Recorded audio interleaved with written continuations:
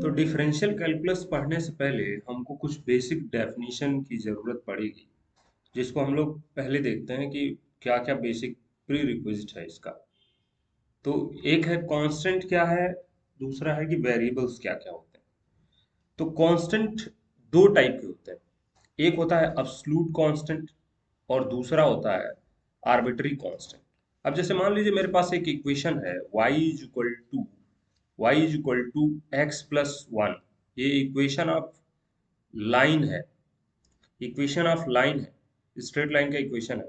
और एक इक्वेशन है y=x² प्लस वन। ठीक है। तो ये जो वन है यहाँ पे लिखा हुआ, ये वन कभी भी चेंज नहीं होगा।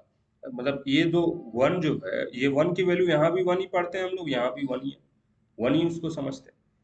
तो जो एब्सोल्यूट कांस्टेंट होता है वो सेम मैथमेटिकल वैल्यू रखता है सारे मैथमेटिकल कैलकुलेशन में। ठीक है। जैसे 1 2 3 √3 -5, ये जो फिक्स्ड वैल्यू है, जैसे नंबर्स जो हैं वो क्या है, एब्सोल्यूट कांस्टेंट है। दूसरी बात है कि आर्बिट्री कांस्टेंट क्या होते हैं। अब मैं यही इक्वेशन लिखता हूँ y=x+c। ठीक है। और दूसरा इक्वेशन लिखता हूँ y=x² + c। तो आप ध्यान दीजिएगा, अब क्या दोनों c सेम है क्या? देखने में तो लग रहा कि दोनों सी सेम है, लेकिन ऐसा है नहीं। मैं इसको एक पॉइंट से पास कराना चाहता हूँ, 0, -1, 0 से। पहले वाले को अगर हम लोग पास कराएंगे तो y के जगह पे 0 और x के जगह पे -1, तो c की वैल्यू पहले वाले के लिए आ गई, कैलकुलेट होने के बाद आएगी 1 पहले वाले के लिए। किसके लिए? लाइन के लिए। अगर दूसरे वाले इक्वेशन में हम लोग यही रखते हैं तो c की वैल्यू आती है -1। ठीक है। तो c की वैल्यू आ गई -1। दूसरे वाले इक्वेशन में -1 0 रखेंगे, इस वाले इक्वेशन में भाई x के जगह पर रखेंगे तो -1 का स्क्वायर 1 हो जाएगा। इधर ये 0 है, तो c की वैल्यू आ गई -1। अब देखिए c एक कांस्टेंट तो है, लेकिन क्या है, डिफरेंट डिफरेंट कैलकुलेशंस में ये डिफरेंट डिफरेंट वैल्यूज दे रहा है। तो इसीलिए इस c को कहते हैं आर्बिट्री कांस्टेंट। यही डिफरेंस है एब्सोल्यूट कांस्टेंट में और आर्बिट्री कांस्टेंट में। कि आर्बिट्री कांस्टेंट क्या है कि डिफरेंट डिफरेंट मैथमेटिकल कैलकुलेशंस में डिफरेंट डिफरेंट रिजल्ट, जैसे सी देखने में तो दोनों सेम लग रहा है, लेकिन एक ही पॉइंट के लिए सी की वैल्यू दोनों इक्वेशन में अलग अलग है। ये बात समझ में आई? तो इसीलिए इसे आर्बिट्री कांस्टेंट कहते हैं। अब हमारे पास है कि वेरिएबल क्या होता है। और वेरिएबल दो टाइप के होते हैं बेसिकली, एक है इंडिपेंडेंट वेरिएबल और दूसरा है डिपेंडेंट वेरिएबल। तो इसको समझने के लिए हम लोग समझते हैं कि एक इक्वेशन मैं लिखता हूँ। इक्वेशन से ज़्यादा अच्छे से समझ में आ पाएगा, इसीलिए इक्वेशन ज़्यादा बेहतर होता है समझने के लिए। जैसे y=f(x), मैं एक फंक्शन लेता हूँ =x², या इससे भी बेहतर एग्जांपल है v हम लोग लेते हैं 4/3 πr³ ये वॉल्यूम किसका होता है बताइए? ये वॉल्यूम होता है स्फीयर का। स्फीयर का वॉल्यूम होता है with radius r। R radius जो होता है, और आर रेडियस के स्फीयर का वॉल्यूम होता है। स्फीयर कैसा होता है? कुछ गेंद टाइप का होता है। ठीक है। अब उतनी एग्जैक्ट फिगर मैं नहीं बना पा रहा, लेकिन ऐसा ही कुछ होगा, एग्जैक्ट फिगर नहीं है ये। ठीक है। तो अगर आर रेडियस का कोई स्फीयर है तो उसका वॉल्यूम होता है v = 4πr⁴। अब ध्यान दीजिएगा, अगर मैं रेडियस बदलता जाऊं तो v की वैल्यू बदलती जाएगी। जैसे मैं रेडियस की वैल्यू r = 1 लेता हूं, तो v की वैल्यू क्या हो जाएगी? 4π/3 हो जाएगा। बताइए, r की वैल्यू मैं 2 लूंगा तो क्या होगा v की वैल्यू? तो ये हो जाएगा 8, 8 4 जा 32, 32π/3 एंड सो ऑन। ऐसे ही मैं r की वैल्यू बदलता जाऊंगा तो v की वैल्यू चेंज होती जाएगी। तो इसमें क्या, किस पे डिपेंड कर रहा, वॉल्यूम किस पे डिपेंड कर रहा? आर पे। तो आर क्या हो जाएगा? आर हो जाएगा इंडिपेंडेंट वेरिएबल, क्योंकि आर तो फिक्स्ड है। आर आर तो हम लोग अपने मन से कुछ भी ले सकते हैं, इंडिपेंडेंट है, फिक्स्ड कह रहा हूँ, इंडिपेंडेंट है। लेकिन वॉल्यूम क्या है? डिपेंडेंट है किस पे? आर पे। तो volume is a function of r, ऐसे लिखा हुआ है बेसिकली। ऐसे वी ब्रैकेट में अगर आर दिया, इसका मतलब क्या है कि वॉल्यूम फंक्शन है आर का, =4πr³। ये लिखा हुआ है इसका मतलब। अब कई लोग वी आर, जो ये वी ब्रैकेट में आर लिखा रहता है उसको वी लिखते हैं। ये शॉर्ट तरीके से लिखने का एक वे है। एक्चुअल में तो ये लिखना चाहिए कि V is a function of r is equal to 4/3 pi r cube. ये बात समझ में आई? इसका मतलब क्या हुआ कि एक ऐसा वेरिएबल जो कुछ भी वैल्यू ले सकता है उसको कहते हैं इंडिपेंडेंट वेरिएबल। कोई भी वैल्यू जो ले ले उसको कहते हैं इंडिपेंडेंट वेरिएबल। और वो वेरिएबल जिसकी वैल्यू इंडिपेंडेंट वेरिएबल पे डिपेंड करती है उसी को कहते हैं डिपेंडेंट वेरिएबल। जिसकी वैल्यू डिपेंड करती है किस पे? इंडिपेंडेंट वेरिएबल पे, उसको डिपेंडेंट वेरिएबल कहते हैं। तो इसमें आर क्या हो जाएगा? Independent variable. वी क्या हो जाएगा? Dependent variable. अब ऐसा कहानी एग्जाम में पूछेगा नहीं कोई कि वेरिएबल्स क्या होते हैं और इसका ये, बस ये समझना है कि कांस्टेंट क्या होता है और कांस्टेंट में भी एब्सोल्यूट कांस्टेंट क्या है, आर्बिट्री कांस्टेंट क्या है, वेरिएबल्स क्या होते हैं, और वेरिएबल्स में भी इंडिपेंडेंट वेरिएबल क्या होता है, डिपेंडेंट वेरिएबल क्या होता है। कोई एग्जाम में ये क्वेश्चन नहीं पूछता कि डेफिनेशन लिखिए। ठीक है?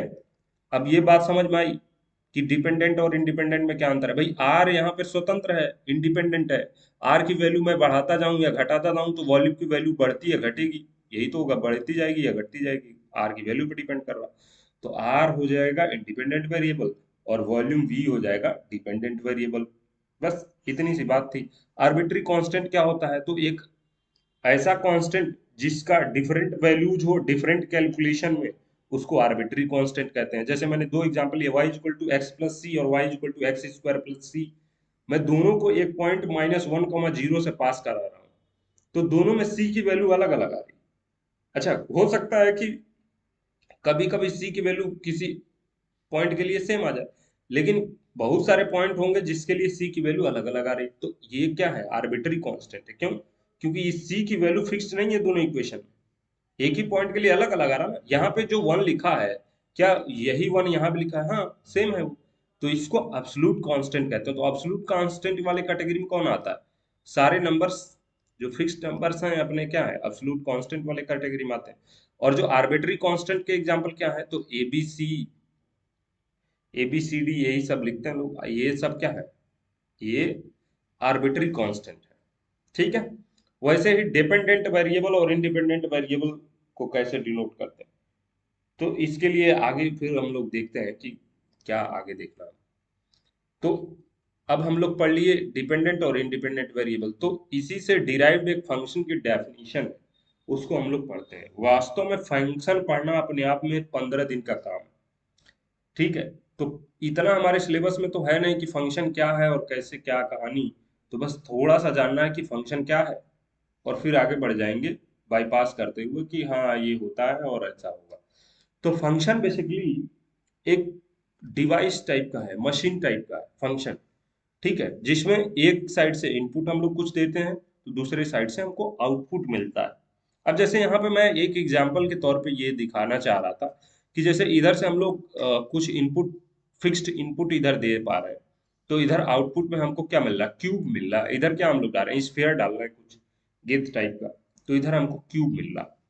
ठीक है? ये बात समझ में आई?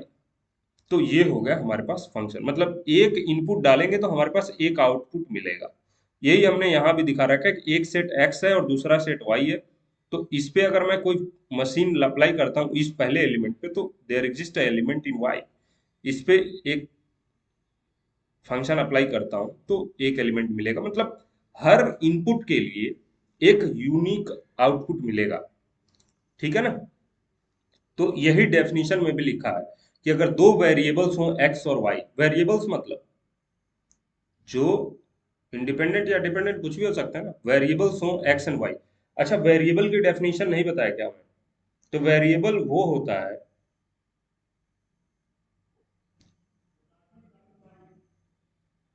एनी न्यूमेरिकल, चलिए ये दो variable x and y be related in such a way that the corresponding to each value of x there is a unique value of y, then y is said to be a function of x and symbolically denoted by y is equal to fx।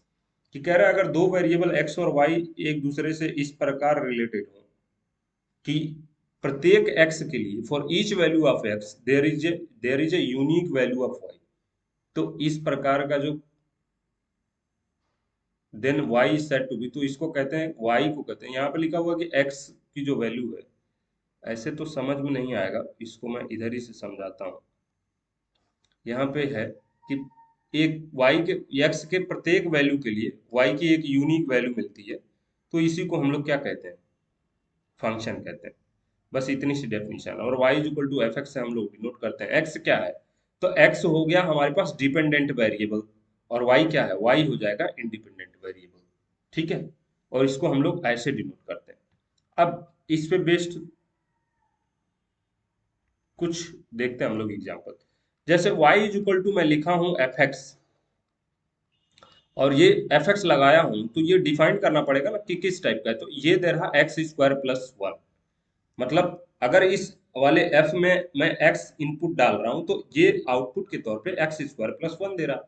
तो इसमें dependent variable कौन है, तो भाई dependent variable है y। Independent variable कौन है, independent variable है x। ठीक है, ऐसे ही हम लोग कह सकते हैं कि दूसरा अगर फंक्शन का मैं एग्जांपल लूं, y इज इक्वल टू एक फंक्शन, ये एफ एफ बस सिंबल है, यूज हो रहा। अब जरूरी नहीं कि ये दोनों f सेम हो, ये जरूरी नहीं है। दूसरा मैं दे रहा हूँ example x square plus one divided by x cube.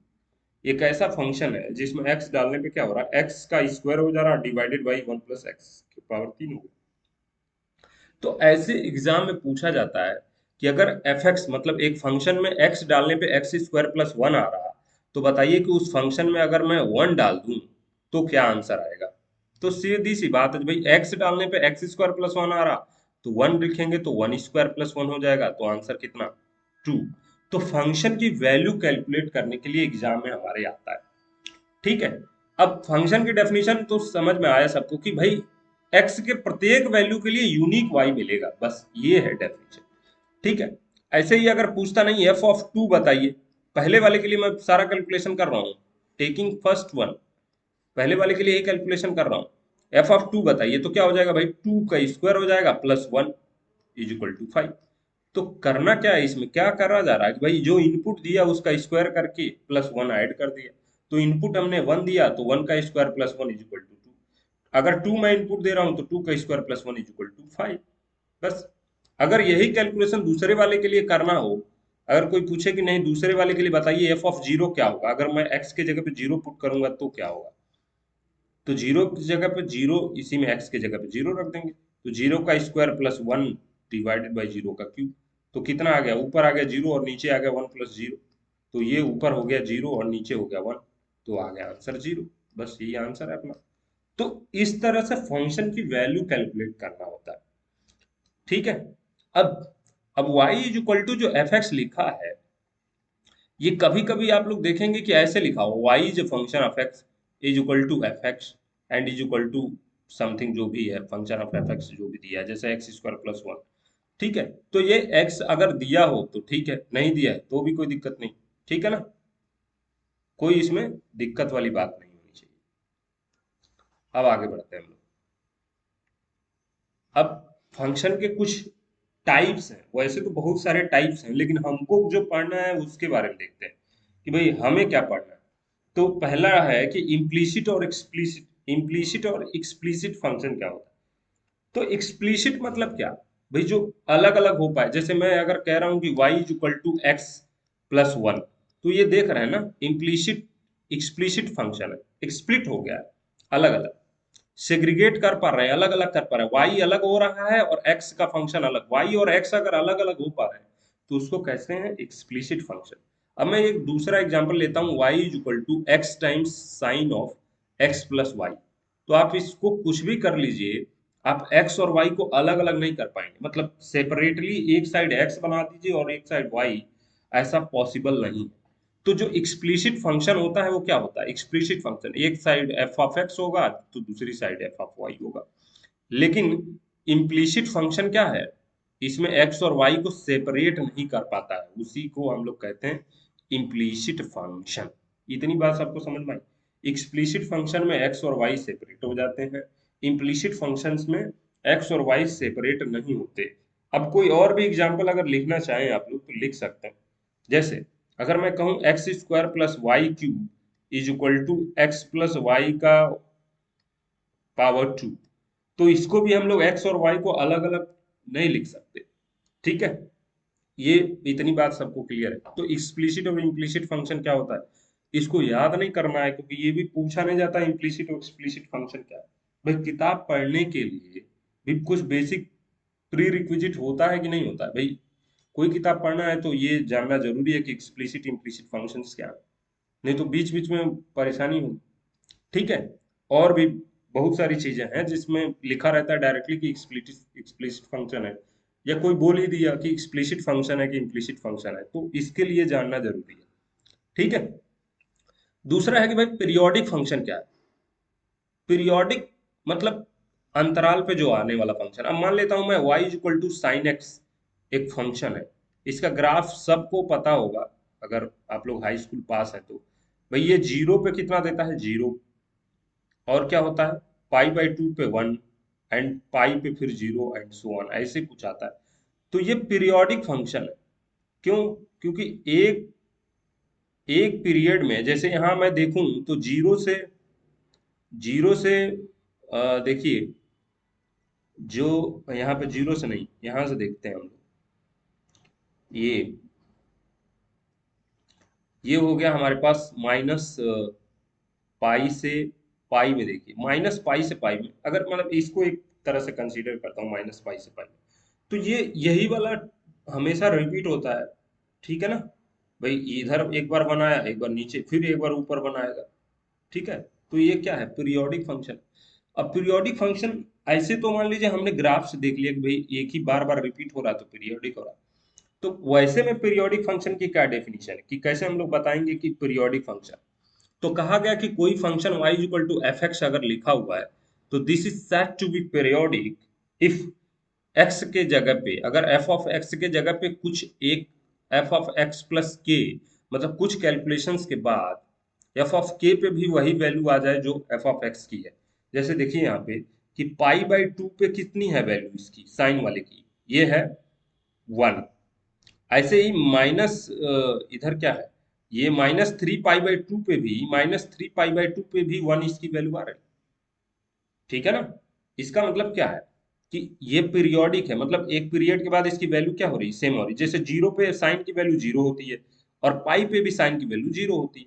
तो जीरो पे जीरो हो गया, पाई पे भी जीरो हो गया, और क्या टू पाई पे भी जीरो होगा, थ्री पाई पे भी जीरो होगा, माइनस टू पाई पे, माइनस पाई पे, सब पे जीरो हो रहा, यानी ये पीरियोडिक फंक्शन है। इसका मतलब क्या हुआ कि अगर कोई function y equal to f x दिया हुआ है तो उसको हम लोग पीरियोडिक कहेंगे इफ एफ ऑफ की x प्लस के, यानी x के जगह पर x प्लस के रखता हूं तो उसकी वैल्यू एफ एक्स के बराबर हो जाती हो। बस इतनी सी डेफिनेशन है।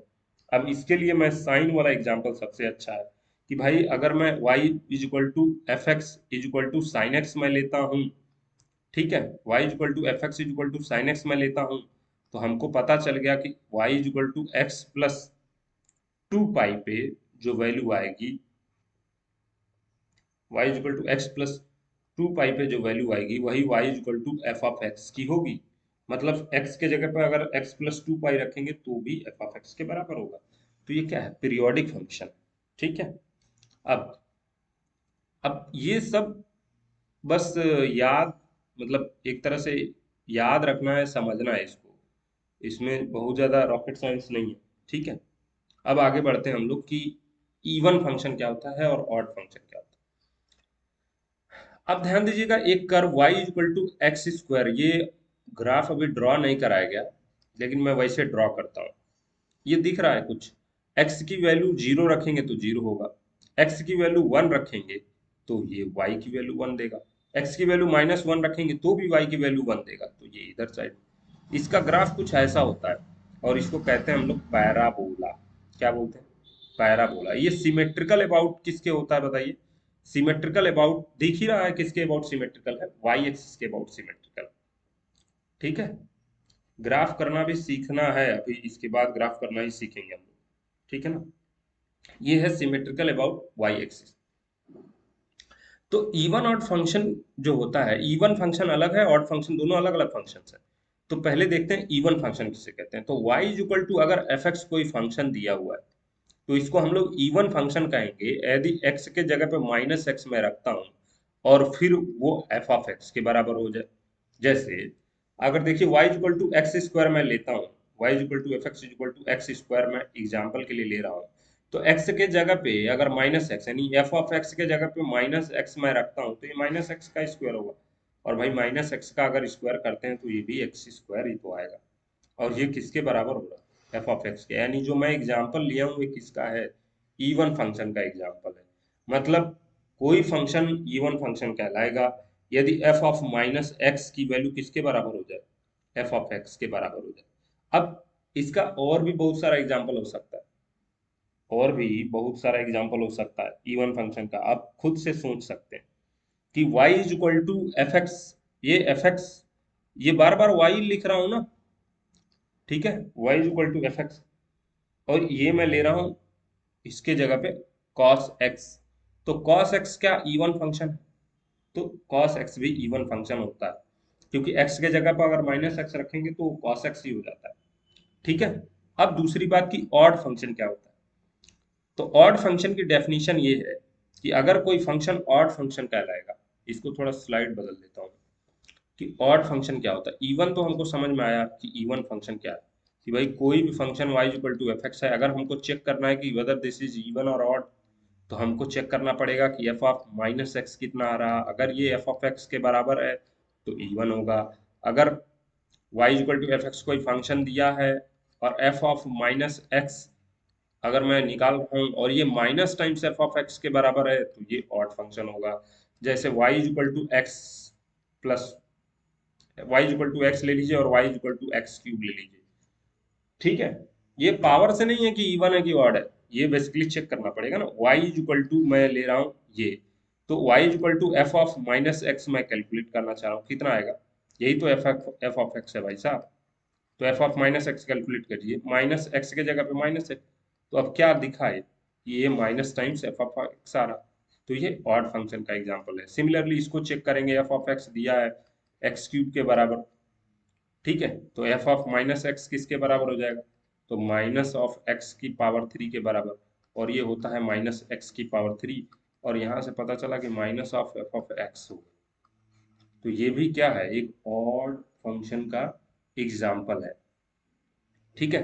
तो इवन फंक्शन और ऑड फंक्शन समझ में आया कि कोई भी फंक्शन इवन फंक्शन होगा यदि एफ ऑफ एक्स यदि f of minus x is equal to f of x के बराबर हो जाए, और ऑड होगा यदि f of minus x f of minus of f x के बराबर हो जाएगा।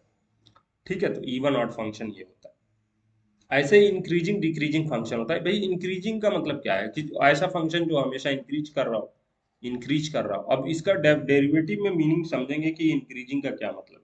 ये हमेशा से इंक्रीज कर रहा है। डिक्रीजिंग का क्या मतलब है, भाई ये डिक्रीजिंग फंक्शन हो गया। ठीक है। कांस्टेंट फंक्शन का मतलब क्या है कि भाई ये हमेशा से कांस्टेंट, ऐसा है कुछ कहानी। ठीक है। अब कुछ जैसे अब मैं पैराबोला बनाया तो क्या ये इंक्रीजिंग है डिक्रीजिंग है, तो ध्यान रखिएगा इधर से इधर साइड में ये क्या है, इंक्रीज कर रहा है डिक्रीज कर रहा है, तो डिक्रीज कर रहा है, लेकिन आधे पार्ट में इंक्रीज कर रहा है। ठीक है ना। ये वाले में इंक्रीज कर रहा है डिक्रीज कर रहा है, ये इंक्रीज कर रहा है क्योंकि एक्स की वैल्यू बढ़ाते जा रहे हैं तो वाई की वैल्यू बढ़ती जा रही है ना। यहाँ पे एक्स की वैल्यू क्या है, एक्स की वैल्यू हम लोग बढ़ाते जा रहे हैं तो वाई की वैल्यू घटती जा रही, घटती जा रही, घटती जा रही, एक्स की वैल्यू वाई की वैल्यू घटती जा रही। यहाँ पे कुछ टाइम के लिए घटती जा रही, फिर कुछ टाइम के लिए बढ़ती जा रही, तो यहाँ इंक्रीजिंग, ये कांस्टेंट फंक्शन है। ठीक है। इंक्रीजिंग डिक्रीजिंग समझ में आया कि भाई कोई फंक्शन इंक्रीजिंग है, अगर एक्स की वैल्यू बढ़ाते जा रहे हैं तो वाई की वैल्यू भी बढ़ती जा रही है, और डिक्रीजिंग है यदि एक्स की वैल्यू मैं बढ़ाते जा रहा हूं तो वाई की वैल्यू घटती जा रही, तो डिक्रीजिंग हो जाएगा। ठीक है। अब आते हैं कि दो हमारे काम का जो चीज है, एल्जेब्राइक फंक्शन क्या होता है, ट्रांसडेंटल फंक्शन क्या होता है। ट्रांसडेंटल फंक्शन और एल्जेब्राइक फंक्शन। ठीक है। तो एल्जेब्राइक फंक्शन जो होता है बेसिकली कोई भी फंक्शन, इसको मिटाता हूं, कोई भी फंक्शन जो फाइनाइट टर्म्स रखता हो और different numerical powers independent variable के रखता हो, उसी को हम लोग एल्जेब्राइक फंक्शन कहते हैं। जैसे एक फंक्शन है y f of x is equal to x square plus 2x plus 6। तो ये क्या है? ये एक एल्जेब्राइक फंक्शन है। क्यों? क्योंकि ये फाइनाइट टर्म्स का है, पहली बात। दूसरी बात क्या है? डिफरेंट न्यूमेरिकल पावर है इंडिपेंडेंट वेरिएबल पर। अब इंडिपेंडेंट वेरिएबल x होता है, ये तो पता ही है, ठीक है। ऐसे ही अगर मैं कहूं कि f of x comma y is equal to, अब देखिएगा ये दो इंडिपेंडेंट वेरिएबल पे डिपेंड कर रहा है, x की पावर m प्लस y की पावर n। यहाँ पे x और y क्या है? दोनों पे दोनों इंडिपेंडेंट वेरिएबल है। और f ऑफ x y क्या है? एक डिपेंडेंट, मतलब इसको z से मैं डिनोट कर दे रहा हूँ। तो ये भी क्या होगा? ये भी एल्जेब्राइक फंक्शन होगा। क्योंकि ये अब कोई समझेगा कि सर इसमें y अलग है और ये वाला y अलग है, क्योंकि ये वाला y फंक्शन के अंदर है और ये वाला y फंक्शन के बाहर है। ये y डिनोट कर रहा है इस फंक्शन को, ये y क्या है? इंडिपेंडेंट है। ये भी x भी इंडिपेंडेंट है। यानी कभी कभी किसी फंक्शंस में दो या दो से ज्यादा भी इंडिपेंडेंट वेरिएबल हो सकते हैं। और ऐसे इसे फंक्शन को कहते हैं सेवरल वेरिएबल्स, ठीक है ना। जिसमें एक वेरिएबल है वो तो सिंगल वेरिएबल का हो गया, ये वाला जो कि हमारे सिलेबस में, ये सेवरल वेरिएबल का एग्जांपल है कि भाई एक से ज्यादा भी इंडिपेंडेंट वेरिएबल्स हो सकते हैं, ठीक है। अब हमारे पास जो है वो है ट्रांसडेंटल फंक्शन। ट्रांसडेंटल फंक्शंस, तो ट्रांसडेंटल फंक्शन वो फंक्शन है जो एल्जेब्रिक ना हो, बस यही बहुत बहुत है इसके लिए। अब इसमें सारे ट्रिग्नोमेट्रिक, यही बेसिकली हमको पढ़ना है, ट्रांसडेंटल फंक्शन और इसी का डिफरेंशिएशन पढ़ना है, तो इसको थोड़ा सीरियसली पढ़ना पड़ेगा ना। ट्रिग्नोमेट्रिक में क्या भाई? साइन कॉस सेक, यही सब, sine cos tan sec cosec, ये सारे trigonometric function. Inverse trigonometric function हम लोगों के लिए नया है और ये अलग से सेपरेट चैप्टर। अब चूंकि फंक्शन हम लोग पढ़ रहे हैं तो जैसे ही फंक्शन में थोड़ा बहुत आइडिया लग जाएगा, हम लोग इनवर्स ट्रिग्नोमेट्रिक फंक्शंस पढ़ लेंगे इसी में, ठीक है। Logarithmic function, inverse trigonometric function में एग्जांपल मैं दे दे रहा हूँ ऐसे कि साइन का साइन इनवर्स एक्स हो जाता है, sine inverse x, cos inverse x, tan inverse x and so on. ये सारे क्या है? Inverse function. अब पढ़ेंगे कि ये इनवर्स कैसे निकालते हैं और क्या है बेसिकली। लॉगरिथम में क्या है? तो लॉगरिथम में, लॉगरिथमिक फंक्शन में क्या आता है भाई? Log of x, log of x base c, log of x base a, और log ऑफ x बेस 10 पे भी आता है। और कभी कभी ये भी लिखा रहता है log ऑफ x और f of x। f of x क्या हो सकता है? कुछ भी हो सकता है। तो ये लॉगरिथमिक फंक्शन, ठीक है। अब f ऑफ x के जगह पे मान लीजिए ऐसे लिखा हुआ log x बेस e, इसमें लिखा है x square plus 4x plus 2। तो ये लॉगरिथमिक फंक्शन है भाई, log में दिया हुआ है, वही एफ एक्स में लिख दिया हूँ शॉर्ट में, ताकि एफ एक्स के जगह पे कुछ भी वैल्यू ले सकते हैं। अब दूसरी बात यह है कि बहुत लोगों को कंफ्यूजन होता है कि भाई ln ln क्या होता है और log बेस e क्या होता है। तो भाई साहब दोनों सेम होता है। इसको नेचुरल लॉग पढ़ते हैं ln को नेचुरल लॉग कहते हैं और log बेस e ही समझा जाता है उसको। अब कुछ स्टैंडर्ड किताबों में ln लिखा रहता है, कहीं पे log बेस e लिखा रहता है, तो इससे कंफ्यूजन नहीं होना है। इसका मतलब क्या है कि this can also be written as ln x square plus 4x plus 2। बस इतना समझना था, ठीक है। एक्सपोनेंशियल फंक्शन क्या होता है? अब ये थोड़ी सी बात इस पे कर लेते हैं। एक्सपोनेंशियल, एक्सपोनेंट एंड पावर नाम का एक चैप्टर होता है कि भाई एक्सपोनेंट एंड पावर, जिसमें पावर वगैरह का बताया जाता है कि अगर 2 पे पावर कुछ है और इसी में मल्टीप्लाई है 3 की पावर m, तो क्या हो जाएगा? पावर सेम है तो ये नीचे मल्टीप्लाई हो जाएगा, 6 की पावर m हो जाएगा, ठीक है। तो एक्सपोनेंशियल फंक्शन में इसी टाइप का जो फंक्शन होता है उसका डिस्कशन करते हैं। जैसे मान लेता हूं मैं, कोई वेरिएबल है a और इस कोई आर्बिट्री कांस्टेंट है a और इस पे पावर x है, तो इस टाइप का फंक्शन होगा। या फंक्शन की पावर फंक्शन हो गया, x की पावर साइन x टाइप का, या फिर मान लीजिए cos x की पावर साइन x टाइप का कुछ हो गया, ठीक है। और एक एक स्पेशल केस है, ये a की value a to the power x, a अगर 1 हुआ तो कोई मतलब नहीं बना, लेकिन a अगर 1 से ज्यादा हुआ या 1 से कम, तो इसकी बहुत वैल्यू है, इसका ग्राफ चेंज हो जाएगा। ठीक है ना, ये फंक्शन है, वेरिएबल है पावर में और कांस्टेंट है, आर्बिट्री कांस्टेंट है ये मैंने आर्बिट्री कांस्टेंट का पावर वेरिएबल है।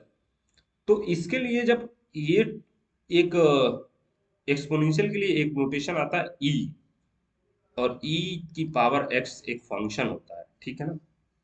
अब ध्यान दीजिएगा, ये ई जो है वो न्यूमेरिकल वैल्यू है। ई क्या है, न्यूमेरिकल वैल्यू है, इसकी वैल्यू होती है 2 से 3 के बीच में। अगर आप लोग चाहें तो इसको गूगल करके देख सकते हैं कि ई की एग्जैक्ट वैल्यू क्या होती है। ठीक है, ई की एग्जैक्ट वैल्यू क्या होती है, वास्तव में ये न्यूमेरिकल वैल्यू है। क्यों? क्योंकि ये है आर्बिट्री कांस्टेंट ए के जगह पे ही मैं रखा हूं ई, तो वो एक्सपोनेंशियल फंक्शन का एक स्पेशल केस हो जाता है। ठीक है, और बेसिकली हम लोग समझते भी इसी को एक्सपोनेंशियल फंक्शन है, बाकी सब तो इसी के टाइप है। तो ई की वैल्यू क्या होती है, ई की वैल्यू क्या होती है, तो ई की वैल्यू होती है 2.718। ठीक है, ये होता है ई की वैल्यू, और ये 2 और 3 के बीच में, आप लोग गूगल करके देख लीजिए। ठीक है, जस्ट लाइक पाई है, ये जैसे पाई की वैल्यू होती है वैसे ही ई की वैल्यू होती है। ठीक है, वैसे ही ई की वैल्यू होती है, जैसे पाई की वैल्यू होती है 3.14 एंड सो ऑन, वैसे ही इसका है 2.718। मतलब ये एक नंबर है 2 और 3 के बीच में, और ये फिक्स नंबर है। ठीक है, ये क्या है, आर्बिट्री कांस्टेंट है, जैसे 2 की पावर एक्स भी लिख सकते हैं, 4 की पावर एक्स, 6 की पावर एक्स, कुछ भी लिख सकते हैं। तो इतने टाइप के फंक्शन हो गए हमारे पास। अब आगे देखते हैं हम लोग। अब कुछ हमने न्यूमेरिकल दे रखा है जिसमें कि हमको फंक्शन की वैल्यू कैलकुलेट करना है। अब देख रहा है, लिखा है कि if f of x is equal to minus of x square plus 3x+4 हो, तो बताइए कि अगर x मतलब x डालने पर, अब इसको ऐसे समझ रहा है भाई, एफ ऑफ एक्स दिया हुआ है, इसमें मैं x अगर इनपुट डाल रहा हूं तो x इस तरह से अपने आप को आउटपुट के तौर पे दिखा रहा है। तो अगर x के जगह पे मैं 2 रखूंगा तो क्या होगा, तो भाई साहब जहां जहां x है वहां 2 हो जाएगा बस। तो यही सब कहानी थी। तो 2 प्लस क्या 4, तो यही कैलकुलेट करना है। तो ये हो जाएगा -4 प्लस 6 प्लस 4। तो कितना आ जाएगा, आंसर कितना आ जाएगा भाई, 4 से 4 कैंसिल हो गया तो 6 आंसर हो जाएगा बस। सिंपल सी बात थी। आगे बढ़े, ऐसे वैल्यू कैलकुलेट करने के लिए आता है। अगर यही बोलता कि एफ ऑफ जीरो बताइए, भाई जीरो डालेंगे तो क्या हुआ, जीरो भी इसी अकॉर्डिंग टूट जाएगा, एफ ऑफ जीरो का स्क्वायर प्लस 3 × 0 + 4, तो कितना आया आंसर भाई, 4 आ गया बस, ये आंसर। ऐसे ही कुछ भी पूछ सकता था वो। आगे बढ़ते हैं। अब दूसरा क्वेश्चन है कि f of x is equal to दिया हुआ है 1 - 2 tan x divided by 1 + 2 tan x। तो कह रहा है कि एफ ऑफ पाई/4 की वैल्यू बताइए। तो जब x डालने पे ये हो रहा तो पाई/4 डालेंगे तो क्या होगा, जहां जहां x है उसके जगह पे पाई/4 लग दीजिए। तो ये हो जाएगा tan क्या पाई/4, और डिवाइडेड बाई क्या हो जाएगा 1 + 2 tan पाई/4। बस एक लाइन का कैलकुलेशन है, और एक नंबर से ज्यादा क्वेश्चन भी नहीं होता इसका। 1 - 10 पाई/4 की वैल्यू हो गई 1, तो 1 रख दिया बस। नीचे भी 1 + 10 पाई/4 की वैल्यू हो गई 1, तो बस यही रखना था। अब ये हो गया 1 - 2 करेंगे तो ऊपर आ गया -1, और नीचे हो गया 3। तो यही आपका आंसर है बस।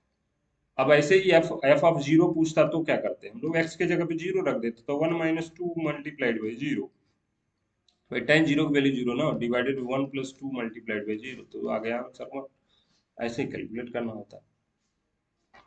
दूसरा है कि अगर कुछ ऐसा है, एफ ऑफ एक्स कुछ इस प्रकार है, मैंने एक्स इनपुट देने पे ऐसा हो रहा, तो प्रूफ करिए कि f of cos theta is equal to cos theta. अब इसको जानने से पहले हमको जानना पड़ेगा कि फंक्शन का फंक्शन फंक्शन पर अगर फंक्शन हम लोग अप्लाई करते हैं तो इसका क्या मतलब है। ठीक है, तो ये समझना पड़ेगा। और दूसरी बात ये जानना पड़ेगा कि प्रोडक्ट ऑफ टू फंक्शंस क्या होता है। ठीक है, तो मान लीजिए मेरे पास दो फंक्शन है एफ एंड जी। एफ जो है, एफ जो फंक्शन है उसमें एक्स में डाल रहा हूं तो आ रहा एक्स की पावर 2, और जी एक फंक्शन है जिसमें एक्स अगर मैं इसमें रख रहा हूं तो आ रहा है एक्स +1, ये आ रहा है। ठीक है, तो प्रोडक्ट ऑफ फंक्शन कहता है कि एफ, प्रोडक्ट ऑफ फंक्शन बता रहा हूँ कि एफ और जी का अगर प्रोडक्ट करेंगे और एक्स पे अप्लाई करते हैं तो ये होता है f of x into g of x. और फंक्शन ऑफ फंक्शन मतलब क्या है कि एफ ओ जी, मतलब इसको ऐसे लिखते हैं लोग एफ ओ जी। इसका मतलब समझाता हूँ एफ ओ जी क्या है। ये प्रोडक्ट नहीं है, ये कह रहा है कि एफ किस पे लगा है भाई साहब, जी एक्स, मतलब जो आउटपुट आ रहा है जी में डालने पे उस पे लगाइए। तो अब इसको देख के नहीं लग रहा ऐसा कुछ कि भाई पहले अगर बाहर वाले को सॉल्व करेंगे तो एफ में अगर मैं एक्स डाल रहा हूँ तो एक्स स्क्वायर आ जा रहा, तो एफ में अगर जी एक्स डालूंगा तो क्या आएगा भाई, जी एक्स का स्क्वायर आ जाएगा और क्या, यही तो आएगा बस। अब जी एक्स कितना है तो एक्स प्लस वन, तो यहीं पे लिख देते हैं एक्स प्लस वन का स्क्वायर हो जाएगा, एक्स प्लस वन का स्क्वायर, ये आंसर हो गया। अब एफ ओ जी मतलब समझ में आया। यही जीओ एफ अगर निकालना होता, जीओ एफ को, ये रिप्रेजेंटेशन है, एक्चुअल में ऐसे निकालना है कि जी ऑफ एफ ऑफ एक्स, यही तो निकालना है। अब देखिए जी में एफ एक्स डालें, तो जी में एक्स डालना है तो एक्स प्लस वन डाला, तो एफ एक्स डालेंगे तो क्या आ जाएगा, जहाँ एक्स है उसके जगह पे एफ एक्स प्लस वन। और एफ एक्स है कितना, एफ में एक्स डालने पे कितना आ रहा है एक्स स्क्वायर, तो ये आ जाएगा अपना आंसर यही। बस ऐसे ही इसको सॉल्व करना होता है। अब कोई कहेगा कि नहीं सर मैं अंदर से सॉल्व करना चाह रहा हूँ, जैसे जी ऑफ एफ ऑफ एक्स, ऐसे अगर सॉल्व करना है मुझे अंदर से तो कैसे सॉल्व करेंगे। जी एफ ऑफ एक्स कितना है भाई साहब, तो ये है एक्स स्क्वायर, यही तो है। और जी में अगर x है तो ये बाहर में x प्लस वन दे रहा, तो जी में अगर एक्स स्क्वायर है तो क्या होगा, एक्स स्क्वायर प्लस वन देगा बस। तो दोनों से आंसर सेम आ रहा है, ठीक है ना। तो फंक्शन का प्रोडक्ट और फंक्शन ऑफ फंक्शन में अंतर होता है। फंक्शन ऑफ फंक्शन का मतलब क्या है कि भाई एक मशीन से सॉल्व करके आया और दूसरे में वो पहले वाले का आउटपुट दूसरे वाले का इनपुट बन गया, तो यही इस टाइप का पहले यहाँ पे फंक्शन पूछा जा रहा है, ठीक है। इसको सॉल्व करने के लिए सबसे पहले हमको अंदर वाले का वैल्यू कैलकुलेट करना चाहिए या फिर बाहर वाले का कैलकुलेट कर सकते हैं। जैसे एफ ऑफ कॉस थीटा दिया हुआ है, तो मैं मान लेता हूँ कि भाई ये टोटल अंदर वाला एक्स है, तो अगर ये एक्स है तो क्या आएगा, एफ ऑफ कॉस थीटा, भाई यही तो अंदर वाला जो है उसी उसी को वन में से माइनस कर लेना और उसी को वन में प्लस कर लेना, ये कॉस थीटा। इतनी बात हमको समझ में आ रही, ठीक है। तो अगर ऐसा है तो अब क्या करना पड़ेगा, अब क्या करना पड़ेगा, अब एफ ऑफ कॉस थीटा मतलब एक्स डालने पे, अब यहाँ पे देखिए एफ ऑफ एक्स के हिसाब से इसको तोड़ लीजिए, तो ये थोड़ा लेंदी हो जा रहा है ना, one minus cos theta divided by one plus cos theta, answer किसी तरह से सेम ही आएगा जहां तक मुझे लगता है, one plus one minus cos theta divided by one plus cos theta. बस ये थोड़ा देखने में बड़ा लग रहा, ऊपर वाला ऊपर सॉल्व करेंगे तो आएगा वन प्लस कॉस थीटा और माइनस ऑफ, माइनस ये प्लस हो जाएगा कॉस थीटा डिवाइडेड बाई क्या, डिवाइडेड बाई जो आएगा वन प्लस कॉस थीटा, और नीचे वाले को अब सॉल्व करेंगे हम लोग तो आएगा one plus cos theta mine plus one minus cos theta divided by ये थोड़ा गड़बड़ हो गया है, डिवाइडेड बाई क्या हो जाएगा,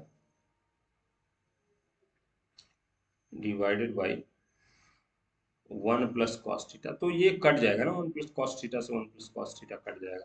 अब ऊपर देखिए वन से वन कटा तो ऊपर बचेगा टू कॉस थीटा, और ये वाला तो इससे कट जाएगा, ठीक है। नीचे क्या बचा, नीचे कॉस से कॉस कट के टू बचा, तो ये आ गया कॉस थीटा, तो हेंस टू, ठीक है, ये होगा।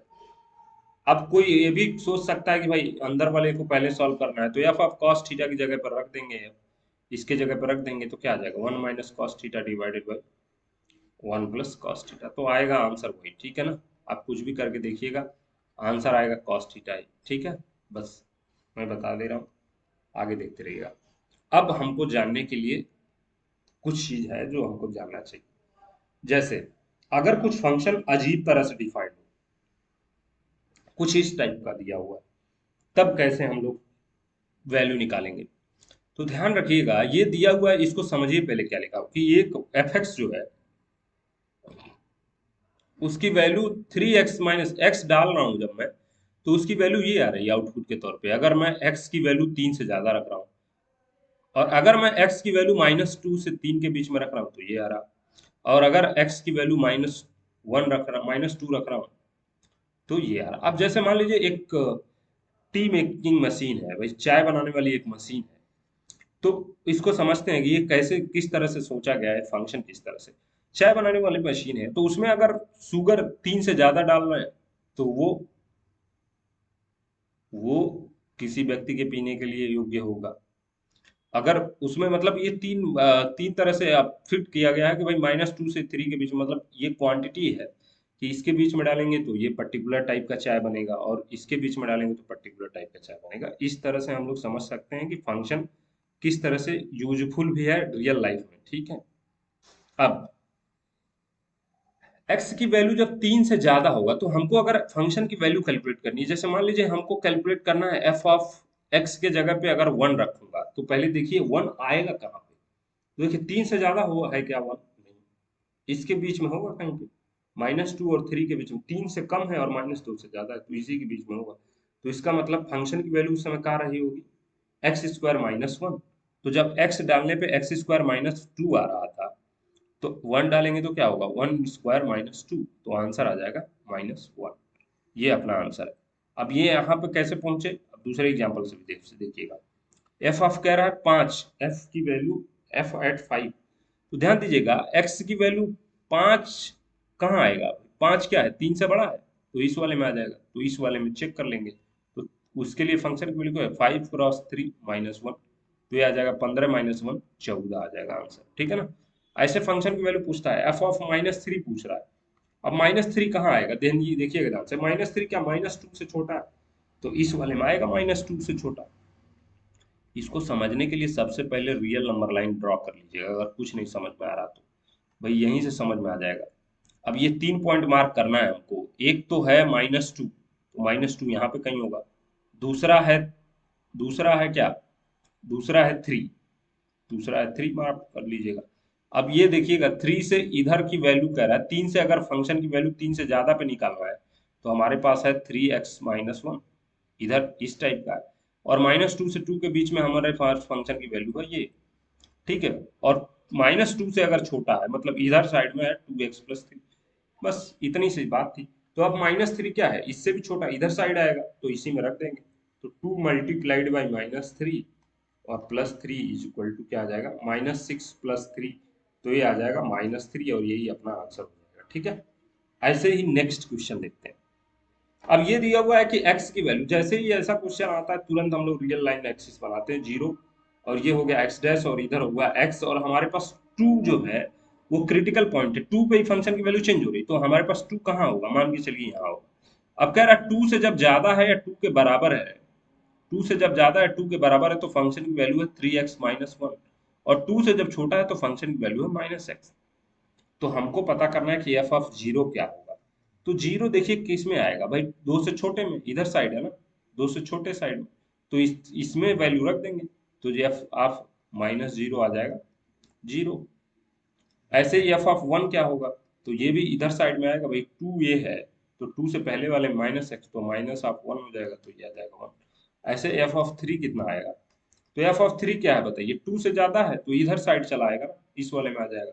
तो 3 मल्टीप्लाइड बाई 3 -1, तो 3 3 का 9, -1 गया 8, तो ये सारे आंसर हो गए हमारे। अब तो ये बेसिकली हमारे पास ऐसे फंक्शन और कुछ एग्जाम्पल इसके हो गए। ठीक है। अब देखते हैं आगे। तो मुझे लगता है कि इतना तब तक आप लोग कंटिन्यू रखिए समझना। ठीक है। अब नेक्स्ट लेक्चर में फिर मिलते हैं, तब तक के लिए धन्यवाद। Keep learning.